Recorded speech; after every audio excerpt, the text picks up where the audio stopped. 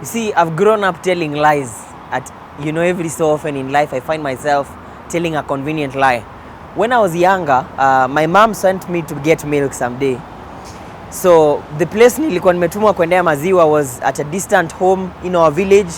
Mama Margaret was our milk vendor. She was our church member. God rest her soul in peace. So I was sent to go get milk. It was 7 in the evening. It was a bit dark.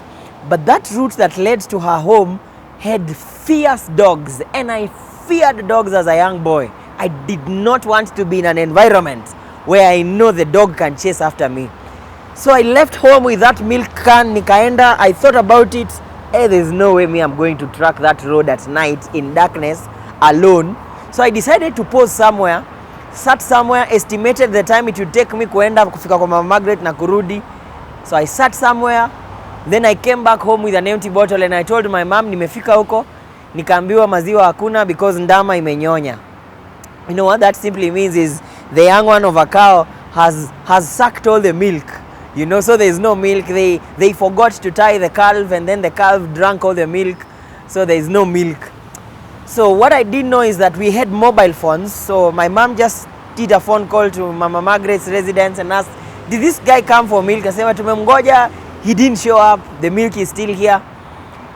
And I don't have time to explain to you how much of a beating I got that day from my parents because it was serious. But you see, our lives are fashioned with lies. Some time back, I was going for a meeting, which I was late. And as I was coming, I thought, what do I do? What do I say? It is embarrassing to be late for a meeting. So I found there was a car that had stalled by the road that was leading out of where I stay. So there's a car that I think it was either a puncture or something. So it had blocked half of the road. So there was just a small congestion as vehicles were, trying to find a way. It didn't even last like 5 minutes. Imagine I took that and I told the guys that we were supposed to meet that there has been an accident near where I live. So there is quite a serious congestion of cars. That's why I'm late. See, extrapolating a truth becomes a lie. And there I am and I show up in this meeting and everyone is like, oh, we are so sorry. I hope you are not hurt, but there is no accident. So I begin feeling so guilty, but I can't tell them and there I am.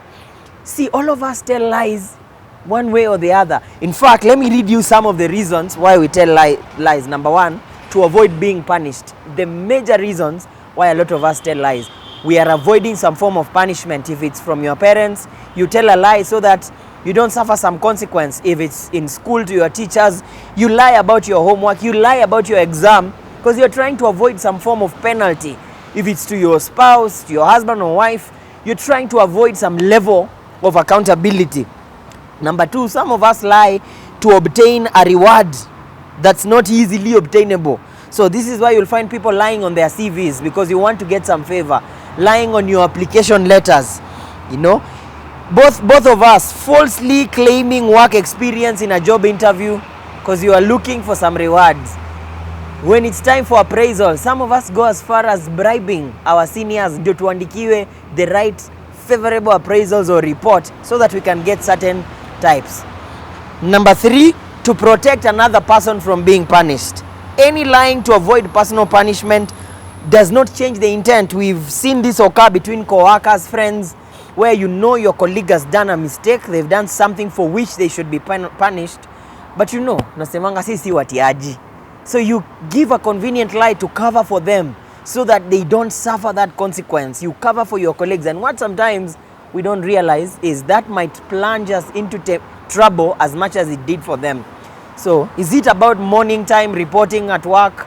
Your colleague is not able to come in on time, so you sign for them the attendance sheet and lie that they got there at 8 when in real sense they came in at 10 or at 11 or they never showed up. Remember those class attendance sheets in campus? It was so easy for me to call my friends, hey, niaje, nisainia attendance sheet. I never showed up in that class, I didn't come, but my name is signed up there. Why? Because I'm trying to avoid the 70% attendance penalty.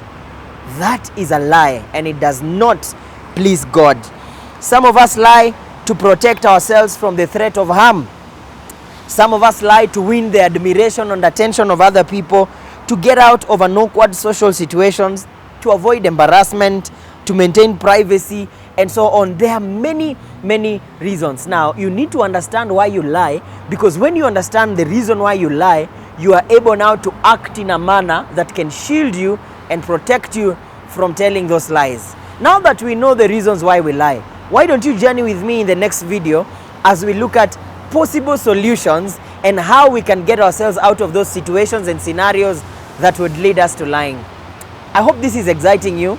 Tuambie pale kwa comment section if you have some lies you want to confess. Slide in on our DM, let us know. We will hide your ID. But please join me in the next video. We'll tell you how we can possibly avoid situations that would lie. Thank you always.